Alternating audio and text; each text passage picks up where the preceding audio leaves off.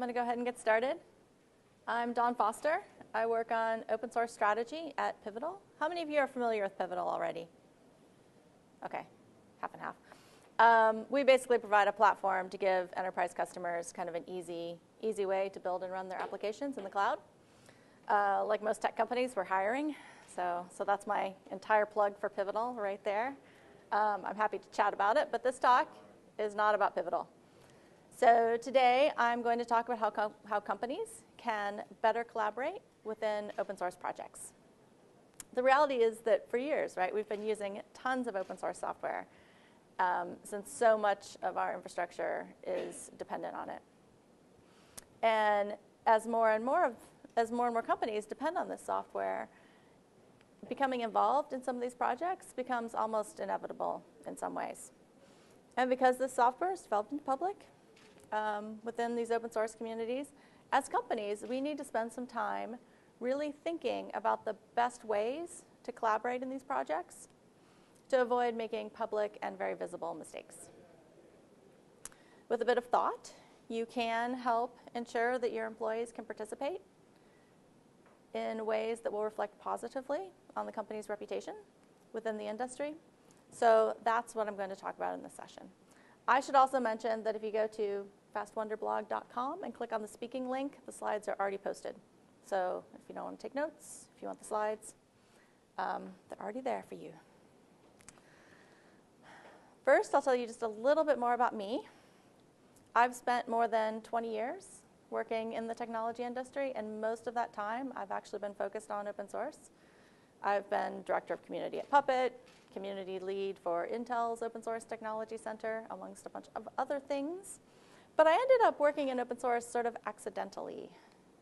I managed somehow to luck into a Unix sysadmin role at a local manufacturing company as my very first job out of university, which was pretty fantastic. That was the mid-90s, so it was a different world. But at the time, manufacturing companies did not want to spend money on IT. So I used mostly open source tools because that's what was available. A few years later, I was a program manager at Intel. I ended up on a project to look at Linux developer tools, especially the open source tools, to help them figure out which ones were going to be strategic and important for Intel and for specific projects in the future. And since I had used open source tools in the past, and I had a Unix background, which, as far as people knew, was pretty much the same thing as Linux. So they just sort of threw this project in my direction and enter my career in open source. And that's pretty much what I've been doing for the past almost 20 years. And much of this work has been focused on helping companies and their employees collaborate within open source projects in ways that benefit both the company and the community. And that's what inspired me to do this talk. So before we dive into talking about how your company and your employees collaborate in open source projects, let's talk a little bit about how collaboration works within open source projects. How many of you actively contribute to open source software now? Okay, a few. How many of your companies already contribute to open source software? Okay, very good. So from the outside, open source projects may look pretty chaotic, right? But there is generally some structure that governs how people collaborate within them. Now, the catch here is that this structure is going to be a little bit or possibly completely different for each project that you work in. Now, quite a few of the projects have the structure documented somewhere, which is awesome. But for a lot of them, you really have to learn about the structure by participating because it's not particularly well documented. But despite the differences in the structure, most of them have something that looks a little bit like this. So at the top, there's generally some sort of leadership, right? Like anything. That's where the responsibility for big project decisions are made. Now it might be a single person, like Linus Torvalds for Linux. For other projects, the leadership might be part of a foundation made up of some combination of board of directors, committees. So things like Cloud Foundry, LibreOffice, GNOME, projects like that. Now beneath that are a group of maintainers, and these are generally the people who are responsible for maintaining certain sections of the source code or possibly certain chunks of functionality. And in most cases, quite a bit of the work and decision-making is actually delegated to these maintainers. And this is where most of the day-to-day decisions about the project are made. And then there are also committers who have usually permission to change things in certain areas. And then work submitted by regular contributors is generally subject to some sort of review and approval before it's included in the project. Contributors submit changes to source code, documentation, whatever their contribution happens to be. And then those are reviewed and either accepted or sent back, hopefully with some feedback. And that feedback comes from maintainers or committers or more experienced project members. And then there are users. So this is generally the biggest chunk of people, and the users tend to make up the rest of the broader open source community. So these are the people consuming the software in various ways, but who haven't actually stepped up to contribute. In lots of cases, contributors start as users and then may eventually move up to more experienced positions like committer or maintainer. But the reality is that most users never actually contribute directly to the open source project in any way. Now again, while there are some exceptions, most open source projects are centered around the individual. Contributions come from individuals rather than companies. In some projects, like the Linux kernel, there's actually no direct way for companies to participate other than dedicating time from individual employees who then contribute on behalf of the company, which is becoming really common in lots of projects. And when I worked at Intel, we had entire teams of people who worked on full-time on open source projects like the Linux kernel, Android, KVM, and a bunch of other stuff. And we have something similar at Pivotal, right? We have people working full-time on things like Cloud Foundry, RabbitMQ, Spring, and a bunch of other stuff, Kubernetes. Now the catch is that in most projects, the leadership position actually stays with the individual if that person changes jobs. So this means that an employee can take their leadership position in a project and they take it right to the next job with them. So companies are well served to make sure that these people are happy, well compensated. But however, this also means that if as a company you aren't sure how to contribute, you might be able to hire an existing contributor or possibly even a maintainer to do the work on the project on your behalf. I also have plenty of small world moments in open source projects where people that I've worked with in past projects pop up again and again in other communities that I'm a part of. So it's important to keep in mind that you're likely to run into these same individuals over and over and over. So be thoughtful and kind when working with other people. If you're a big jerk in one community, other people will remember this and bring your reputation with them on to the next project and the next, which can reflect really badly not just on you, but also on your current employer. The flip side of this is that as an employer, it's worth doing a bit of due diligence to see how someone has behaved in previous open source communities before hiring them to do some work on your behalf. Now that I've done just a quick intro into how collaboration works, next up we'll talk about how to build a contribution strategy and plans for participating in open source projects. The most important part of putting together strategies and plans for your open source contributions is aligning them with the overall business goals for your company. If your open source engagements do not actually support any of the overall strategies of your organization, you are going to drastically reduce the chance of anything you do being successful. By taking some time and effort to make sure that you're supporting those overall corporate strategies, then it'll be a lot easier to justify continuing these efforts during the next planning cycle for your organization. On the other hand, when your goals are not clearly aligned with the corporate strategy, people will look at your open source participation as something that can be at best cut, at worst just starved of resources until it sort of goes away on its own. But this will also help you make the case to senior management and company executives who aren't likely to be involved in the low-level details of what you're doing, and explaining how your open source contributions support the goals of the company can help the exec team understand the importance of your work. And also, on the other side, so while some employees might see collaborating on open source projects to be sort of its own reward. Having a solid strategy can also help employees understand how their open source work contributes to the success of the company. So as an employee, I know that I really like seeing that my work is having an impact and contributing to helping the company achieve their goals. It makes you feel good as an employee. Now, one of the things you'll need to decide is which projects you should contribute to. Now, this sounds really easy, right? You just contribute to all the open source projects you use. But if you're like any company I've ever worked for, that's probably hundreds, if not thousands of projects. And unless you're Google, you aren't likely to have the resources to contribute to all of them. So, and also, for many of the really big, complex open source projects, things like Linux and Kubernetes, you not only have to think about whether to contribute to the project, you probably also need to think about exactly which part of the project you want to contribute to. And this, again, is where thinking about company strategy comes in. So which of these open source projects are strategic in some way for your organization? Maybe there are some projects that your operations team uses to run some critical piece of infrastructure. Are there maybe some development and deployment tools that have an impact on your ability to release your products for your customers that generate revenue for your organization?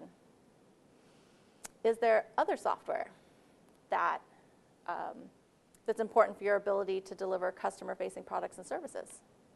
And all of these, among lots of other things, are things to think about when you're deciding which open source projects your employees should participate in. You should also look at where you've already contributed to open source projects. So in some cases, you might have employees who've already fixed bugs or maybe added new features or functionality to existing projects to meet some company requirement or need. And some of these may have been contributed back to an open source project already. Others might be still internal and haven't actually been contributed back. But in both cases, it can help to understand what contributions and changes have already been made and why they were made, and to see if it would be beneficial to continue to contribute to those open source projects. After you've decided which projects to support, you have to figure out what resources are required, like any plan, right? As I mentioned earlier, companies contribute to open source projects by having employees participate and collaborate within those projects. So you need to figure out how many people you need, and more importantly, what skills are required for those people. In some cases, you might have employees with the skills already, maybe people who've contributed to other open source projects in the past, which makes it a good starting point for new contributions. But the thing to keep in mind is that contributing to open source projects requires different skills than participating in internal projects. These people need to be really comfortable in very ambiguous environments, and they'll receive feedback, possibly very difficult or negative feedback, which they're then expected to respond to this feedback in public in a professional manner.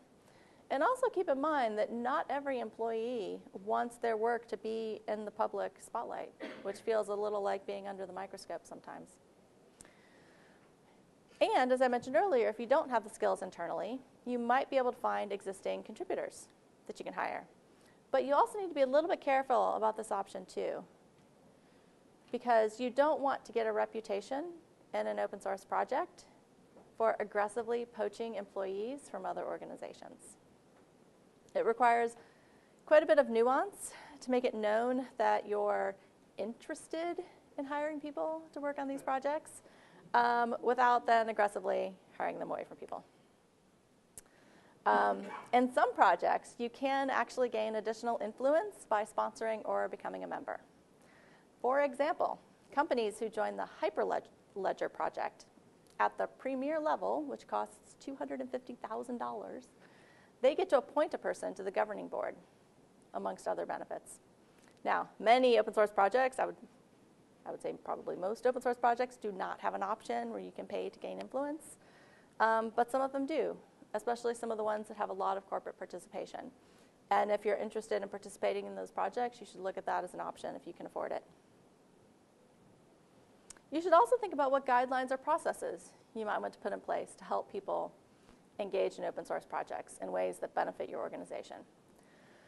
These often contain guidance about licensing, avoiding accidental disclosures of confidential information, maybe some internal review processes, just to mention a few.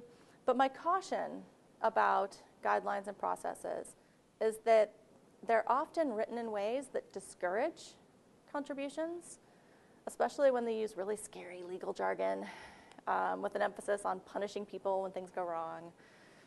Instead, you're often better off writing the guidelines in ways that actually help engineers understand what you want them to do and why, in language that can be easily understood. Bonus points for making it as easy as possible for your employees to contribute to open source projects in ways that benefit your company. And then finally, if you have a lot of open source collaboration across a whole bunch of projects, you might consider putting an open source program office in place. So this can kind of help corral some of your open source activities, as well as being a resource for people. Now, as with any good strategy and plans, the outcome and results should be measurable so that you can actually tell whether or not your efforts were successful. Now, I love data, so measuring open source project success is kind of a hobby for me. I'm not sure what that says about me, but it's something that I do feel pretty passionate about. So I tend to get loads of questions about metrics.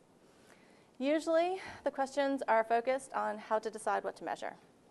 And this is generally, in my opinion, sort of the wrong question. And my answer is generally the same, and it depends. So what you measure depends on what you're trying to achieve, which is why this slide is in the strategy and planning section. But ultimately, you need to look at your strategies and plans and come up with criteria that will help you measure whether or not that plan was successful. So for example, if you want to improve the performance of a particular piece of open source software, then you'll want to have success criteria and measurement based on improvement in specific types of performance. So measuring things like number of commits is not going to tell you whether or not you improved the performance of a project.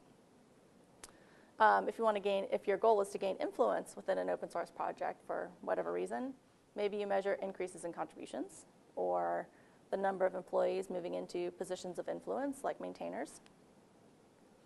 And then once you figure out the criteria, you need to make sure that you can get the data to measure it and start measuring it now to get a good baseline data before you've actually started to work on it, if possible. And there are loads of tools available to gather contribution data about open source projects. Some of the most commonly used ones can be found in the Linux Foundation's Chaos project, which is something I'm involved in. And many big projects already have dashboards using these tools and others. So you can already get contribution data for a lot of the big projects. I also recommend over-measuring a little bit and gathering as much data as you can about your participation so that if your strategy shifts in the future, it's more likely that you'll have at least a little bit of baseline data to start out with. And having some extra data can also help you come up with more ideas for maybe how you might want to participate in the future as well. Helps you find gaps, things like that. Now that you've figured out what you want to do, let's talk about how to do it while being a good corporate citizen and avoiding some common but embarrassing mistakes. So the first step is to join. Again, as each project is different, what you need to do to join the community will vary, but it can usually be found by looking at the website or documentation, specifically in contributor or community sections of the website. Now, usually this would include some type of mailing list or forum, IRC and Slack, other communication channels, and then you'll also want to find the repos where the source code can be found so that you can start having a look at it and get a feel for the structure and typical contributions. These days, the code's usually found in GitHub, not always. You'll also want to have a close look at the project documentation, especially the contribution docs. So spend whatever time it takes to really fully understand the contribution guidelines, the code of conduct, the other expectations for collaboration within the project. The expectations for contributors, again, are different for every single project. So don't assume that just because you've contributed to open source projects in the past that you know how to contribute to a new project that you're just starting to get involved in. I also cannot emphasize enough that I recommend taking some time to lurk in the community and understand how people participate. I have seen over the years way too many really overeager new community members jump into the community kind of with both feet. They make all kinds of mistakes. They violate community norms. They talk about things that aren't relevant, and generally kind of just make a mess of things for themselves. Now, everybody makes mistakes, but some of them can be avoided by actually taking the time to learn about the community rather than barging in and trying to be an active participant on day one. So really, seriously, do not be afraid to sit back and learn from other community members. And by taking the time to observe and lurk for a bit, you can learn about how people behave and get a feel for how people typically respond within this environment. Now, when you've spent some time understanding the expectations for how to contribute, you should start with something small.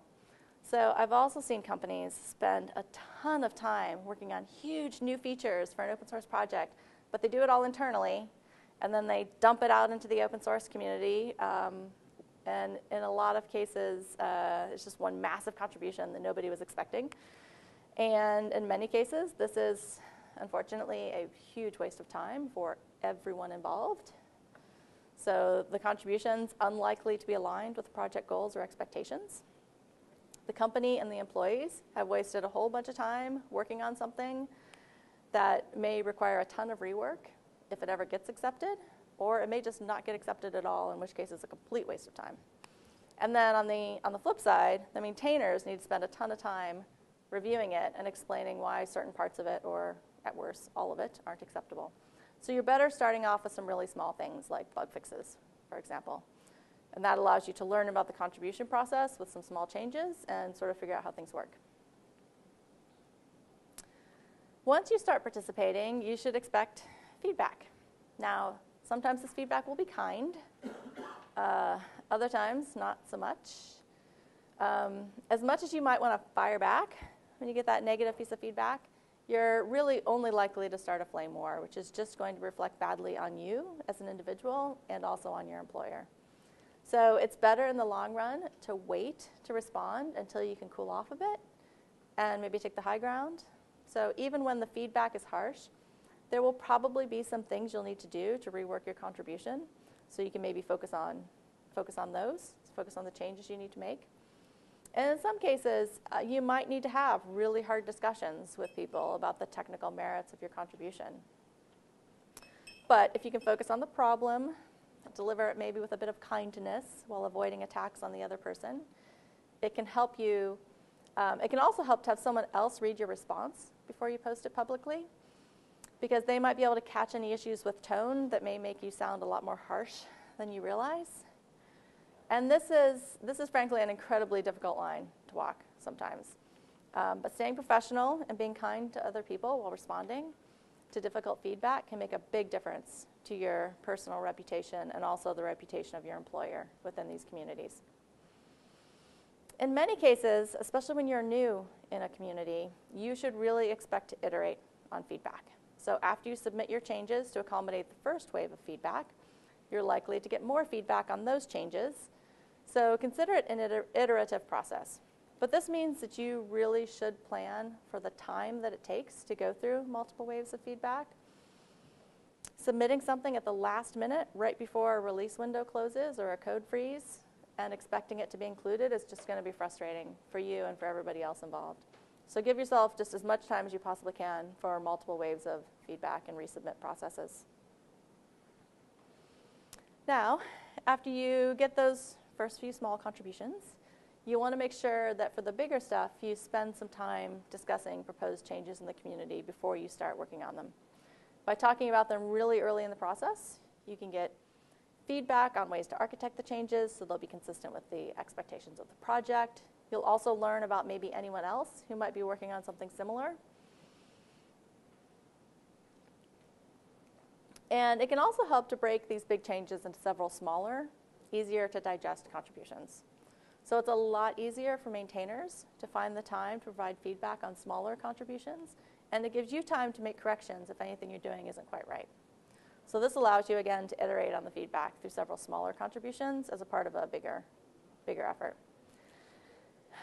Now, it's really important to keep in mind that you don't have any control over the other participants in this project.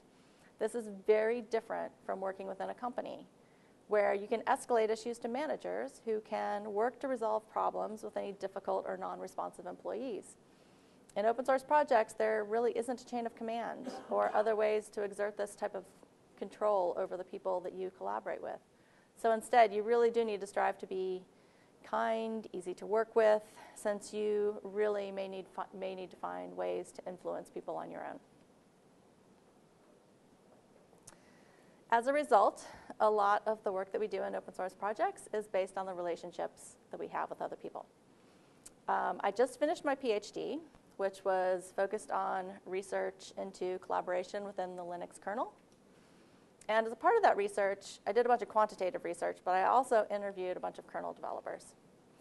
In all of the interviews, they talked about the importance of their relationships with other people.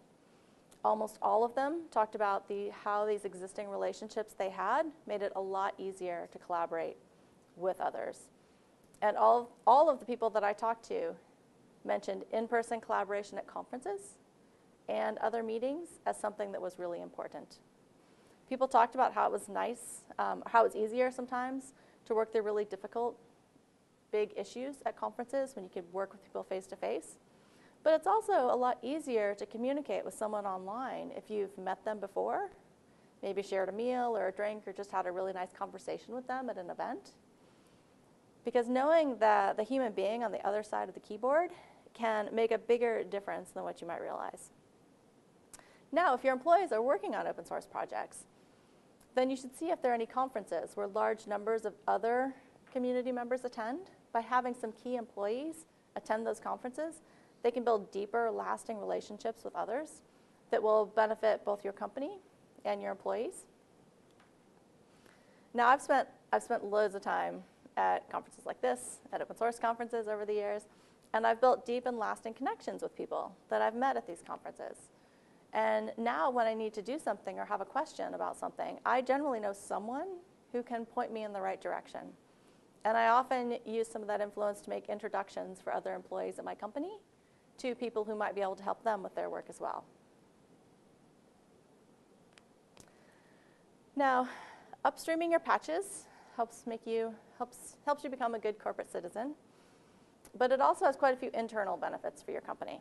So if you aren't familiar with upstreaming, this just means that when you make patches or fix a bug or solve some internal need, that you submit those patches back to the open source project rather than continuing to maintain them internally. So when you maintain patches internally, every time the open source project releases fixes or other updates, you need to go through the work of reapplying your patches and even possibly rewriting some of the patches if they touched bits of the code that were changed in the update.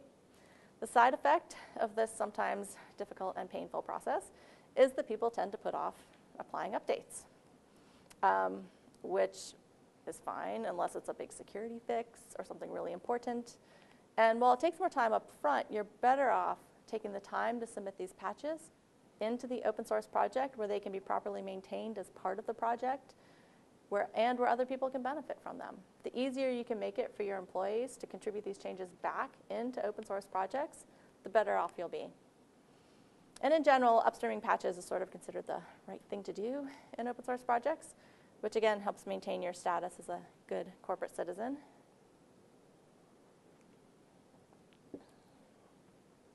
Understanding maintenance expectations is also a big part of being a good corporate citizen. So putting large chunks of code into an open source project, disappearing, and expecting someone else to maintain those changes reflects very poorly on your organization. If you fix a small bug or make really minor changes, it's unlikely you'll be expected to maintain those changes since there's probably a maintainer somewhere who's responsible for that section of the code. But where you really need to think about this is when you're making large contributions, like a new feature, a new driver. You'll need to make sure that your employees are planning to maintain the code over the long term before you contribute it into the open source project. Now, if you want to open source something that you have internally, if you want to open source something because it's old, crusty, and you just don't want to maintain it anymore, please don't. Just don't do that. Dumping your project into the open source community and hoping that someone else will be just dying to take over this crusty old code and help you out is, at best, a wee bit naive and generally makes your company look bad. So make sure that you're open sourcing the project for the right reasons. So for example, a desire to collaborate with other people and innovate on your project is a good reason to open source it. If a project will need to integrate with a load of other technologies, open sourcing it can make it easier for people to help you integrate it with technologies that maybe you're less familiar with. It's another good reason. Loads of good reasons. As I mentioned earlier, your company, again, needs to be prepared to maintain the project over the long term, just as you would if you release something under a proprietary license. This will take time and resources, so you should plan for that. Now, where I see companies usually drastically underestimate the amount of effort required is related to the time it takes to collaborate with the community. You'll need to have people available to answer questions, discuss new features, and provide feedback on new contributions from people. Every company I've ever worked for has struggled to manage incoming pull requests for open source projects, since it takes quite a bit of time to evaluate those contributions and provide meaningful feedback. And the people working on those pull requests really need to be comfortable providing tough feedback. The reality is that some pull requests will contain really poor quality code or possibly never be merged because of some fundamental conflicts with the direction of the project. Now, it's easy to ignore these and hope they go away. Pro tip, they won't. But a pile of neglected pull requests just tends to make you look like sort of a bad open source citizen. And it's important that employees respond to these in a way that's clear about the future of the contribution, but also shows empathy and appreciation for the hard work that someone put into that contribution.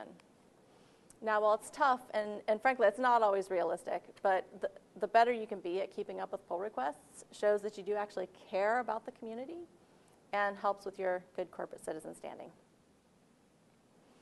Now, here are a few resources and guides, some of which influence the work on this presentation. Others I just think you might find helpful. Again, the slides are already up on my website, so you can get the slides. Fun fact, I was actually the ghostwriter for the to-do group participating in Open Source Communities Guide. So a fair bit of this material is similar to that one because I wrote both of them. And my thinking about open source projects has not changed in 9 months. So with that, I will thank you and open it up for questions. How much time do I have for questions? Do we have a timekeeper, someone who's responsible for keeping me honest? I have 10 minutes, 8 minutes, perfect. 8 minutes for questions. Yes? I'm going to ask a question. So you mentioned about contribution, putting back in and stuff like that. What's your view on Amazon's approach to open source? My view on Amazon's approach to open source. Yeah, because obviously that's an interesting model, right? There's a lot of take and seemingly not a give back. Yeah, so I've never worked that closely with Amazon. I don't have a ton of experience with what they do. So and like Kubernetes, for yeah. example, and other projects, what you're seeing is an awful lot of usage around the code, but not necessarily any contribution back. And it's the most notable of other examples. Yeah. Okay. Yeah, I mean, so not to speak badly of any companies, but in general, if you're making heavy use of a project, it's the right thing to do, I think, to contribute some back to the project. But I would be surprised if there wasn't stuff that they needed put into the project that they should be contributing back. Yeah. I think you'd be very surprised. I don't think you can contribute. You can't conceive effectively without being a good contributor. I've noticed them made announcements DevOps about JDK. So Zahida, I'm gonna let Zahida talk for a minute because she's our resident Amazon expert. So I'm head of open source strategy at Amazon Web Services. Perfect. Yes, source program office. I'm happy to talk We'll have a chat about it, as well. Because it's a perception. And I think, that it is a perception thing. And, there's a lot of contributions that Amazon's been grouping that they haven't actually been talking about because the engineers are doing the work. And they haven't had someone like in my role for a long time to actually come to these events and actually talk about it. So a lot of the times you don't see the engineers here. So I'm happy to talk more offline about this. But the other thing is, when you'll find with other companies as well, when engineers contribute, they're not always using the company email as well. So a lot of that, so there's processes and stuff that get changed so that those changes are reflected. When you talk about Kubernetes, there's more layers that I can tell you about that project as well, but we've been very actively hiring and developers specifically to contribute to that project. You're not maybe seeing a lot of those changes yet, but there's a whole bunch of work that's going on and teams being built around supporting our efforts there. Okay, yeah, some of the stats I've seen are like GitHub stats bits, and you're right, that can be personal email, it can be just the way it's been seen on. And Kubernetes was the one project, I think, which was an interesting one that had been done some hours that have been done on in terms of the contributions. Okay. Yeah. Okay, so to summarize that, Amazon is doing some contributions, but it might not be entirely visible, and people should chat about it later. Yeah. Other questions? I can just stare awkwardly until someone has a question. Okay, there's a question in the back? You? Oh, no, sorry. Okay. Yes? Based on, I guess, your presentation, what would you feel is the biggest change that you see in the open source community? And I feel like a lot of, the points that you were mentioning in terms of, that collaboration and people being aware of their reputation when moving from project to project. Do you think that this is really down to people as opposed to, how well you can code or, how often you put out your new projects into the community? Yeah, so that felt like kind of two questions. So one was, what have I seen change in open source? And the other bit was more around people's individual contributions and whether or not the personal element, comparing that to like just contributing code or whatever. I do think that people skills are probably the thing that a lot of people struggle with in open source communities. Because generally people know how to code, or they know how to write documentation, or they know how to contribute other things. And where people tend to get tripped up a bit is around the interactions with other people. Because it can be difficult. We're humans, we're squishy, we're messy. And working together can be difficult, especially when there's no sort of moderating influence of a company and management structures and things like that. The other piece of that question, which kind of around trends in open source, I think the biggest trend that I've seen probably over the last 15, 20 years is the increase in corporate involvement in open source projects. It used to be a lot more volunteers, and now you have projects like Linux where almost everyone's being paid to contribute. And I also think there's loads of consolidation going on within the industry, so lots of high-profile acquisitions recently, Red Hat with IBM, Heptio, VMware, and then also a lot of consolidation in some of the foundations as well. So what was it that Red Hat just contributed to a foundation, Ceph, maybe, this week? Other questions? Yeah, one more. So the talk that sounds all inspiring to me. We're working for like a smaller project. It's really hard for us to get any sort of contributions. So maybe if you just see this question on the topic of like maybe financial contributions, very often you try to convince people to invest into the project a little bit, and even if that's just small sums of money or just time of some people, and you said it's the right thing to do, but then you get answers like that maybe we can just wait until somebody else pays for the bug fixes and this and that. Because you just said like that's the consolidation, I'm seeing that as well, and I'm kind of like I don't really want to whine about it, but I'm a bit like struggling to just advertise and like make people excited to invest back into the project. Do you have like any idea how to do that? Yeah, so the question was getting other people to contribute to your open source project and invest in your open source project is really, really hard, and do I have any suggestions for that? It is really, really hard. To be honest, that is probably the hardest thing about running an open source project, especially if it's something smaller, is getting attention for it. So, you look at, and it's easy to look at projects like Kubernetes, but that comes out of Google, and there's tons of resources, and there's all this excitement around the project. But there are loads of other smaller projects that are interesting to certain segments of people, and it is really hard to get people interested in your project. I mean, about all you can do is is talk to people and try to get people excited about it. Sometimes that works, sometimes it doesn't. I wish I had an easy answer to that question because I probably get that question more than any other, and it's hard.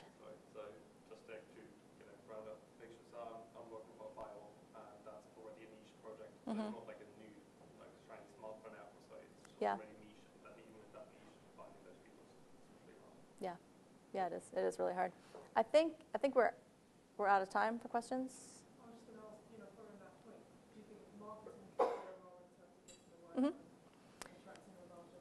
Yeah, so the comment was, maybe marketing can play a role in that, and that is absolutely true, for sure. And that's also part of the piece that a lot of open source projects struggle with because they don't have a lot of people responsible for marketing. Sahida? Yeah, I agree with you. I think projects struggle with marketing. However, the developers, I think it's important for them to go and speak to the right audience, and that's the best way to recruit. So, you're not just building your project, but you're also recruiting for your project. And it's the speaking and showing what you're doing, that's what's going to attract. And if it doesn't, then there isn't interest in that community. And there's a ton of other projects, so maybe that's a hard fact that you haven't learned through. Yeah. Yeah, it's fun. It's always an evolution. All right, I think we're done. Thank you.